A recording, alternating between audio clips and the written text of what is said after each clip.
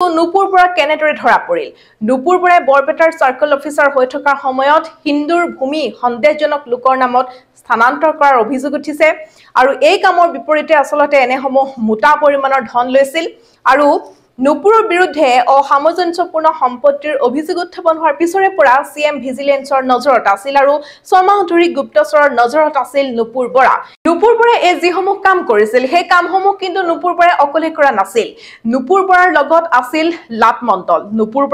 আছিল লাট মণ্ডল সুৰজিত ডেকা বৰপেটাৰ ৰাজচক্ৰত নুপুৰ বৰাই দুৰ্নীতিৰ এনে পোহাৰ মেলিছিল যে টকাৰ টোপোলা দিলে মাটিবাৰী সংক্ৰান্তীয় যিকোনো কাম তেওঁ বৈধ কৰি পেলাইছিল আৰু এইসমূহৰ মাজতেই নুপুৰ বৰা আৰু সুৰজিত ডেকাৰ নৃত্যৰ এইটি ভিডিঅ ভাইৰেল হৈ পৰিছে